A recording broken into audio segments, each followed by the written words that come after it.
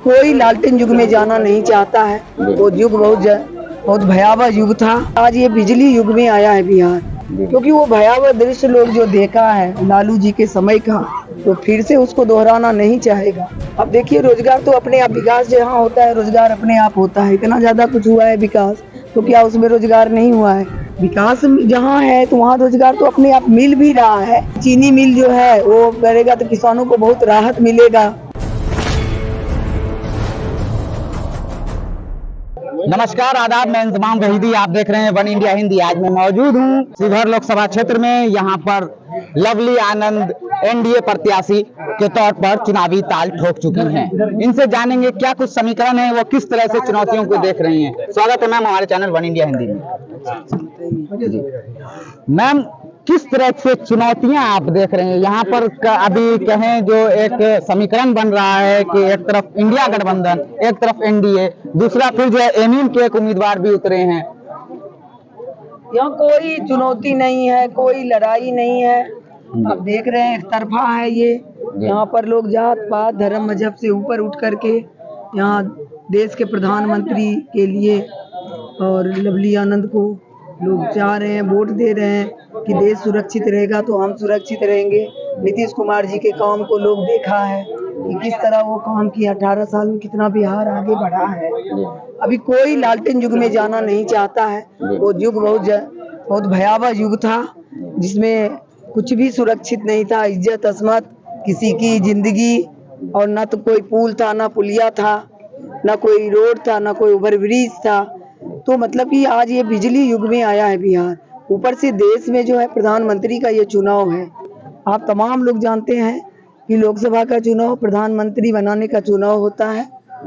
और यहाँ नरेंद्र मोदी जी ने जो 10 साल से देश को आगे बढ़ाए हैं, तो उनका नेतृत्व में सभी लोग साथ दे रहे हैं कि तीसरी बार मोदी जी को प्रधानमंत्री बनाना है, ताकि देश आगे बढ़ेगा।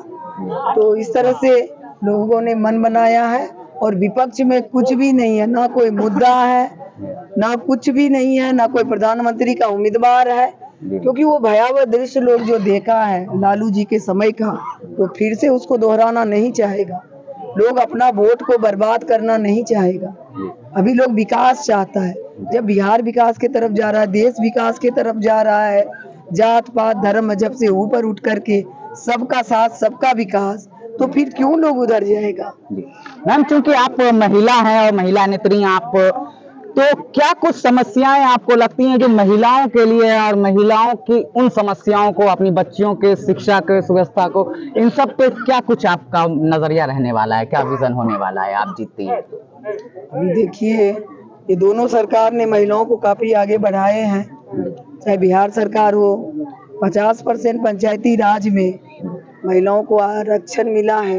लड़कियों को साइकिल योजना के तहत साइकिल मिला है, सुरक्षा मिला है, रोड मिला है जिस पर कि साइकिल लड़कियां चला सके। महिला पुलिस सबसे ज्यादा बिहार में है। और देश में भी आप देखिए 33% महिलाओं को इसमें आपको विधानसभा और पार्लियामेंट में आरक्षण मिला। तो कभी हम भी इस मुद्दे को लेके लड़े थे, तो आज वो सब मुद्दा जो है साकार हुआ है। तो महिलाएं सुरक्षित है, महिलाएं आगे बढ़ रही है। आज अंतरिक्ष तक महिलाएं जा रही है दोनों सरकार में। तो ये तो है कि महिला खुश है। ये दोनों सरकार से बहुत सारा लाभ मिल रहा है उसके खाते में। मतलब आप देखिए कि राशन फ्री में आ रहा है, जीविका है, आशा है, बहुत तरह का योजना है जो बिहार सरकार के द्वारा दिया हुआ है, वो महिला को मिल रहा है। ऊपर से उज्ज्वला योजना के तहत केंद्र सरकार के द्वारा गैस सिलेंडर फ्री में, राशन फ्री में महिलाओं को। तो महिला बहुत खुश है। तो इसमें तो बहुत ज्यादा है। ये मैम, अभी मैं फील्ड रिपोर्टिंग कर रहा था तो मोस्टली युवाओं की एक शिकायत थी कि रोजगार के मुद्दे पे हमारे प्रतिनिधि बात नहीं करते हैं, हमें रोजगार का आश्वासन नहीं देते हैं। तो आप मैम पार्टिकुलर अपने लोकसभा क्षेत्र के लिए कुछ ऐसा रोजगार सृजन करने का सोच रहे हैं? अब देखिए, रोजगार तो अपने आप, विकास जहाँ होता है रोजगार अपने आप होता है। इतना ज्यादा कुछ हुआ है विकास, तो क्या उसमें रोजगार नहीं हुआ है?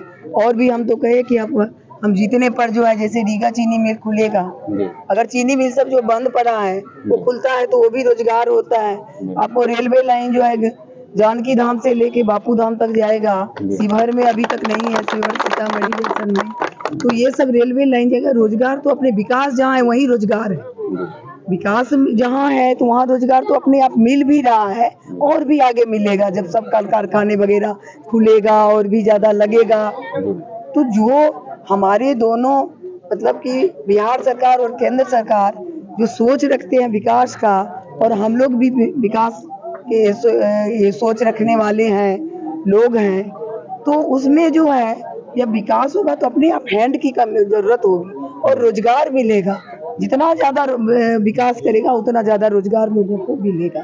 मतलब ये एक लाइन में ये कह लें कि विकास होगा तो रोजगार भी सृजन होगा। जैसे चीनी मिल खुलेंगे तो वहाँ भी तो रोजगार की जरूरत पड़ेगी। और अभी इतना कुछ विकास हुआ है, इतना कुछ हुआ है तो रोजगार तो मिल ही रहा है।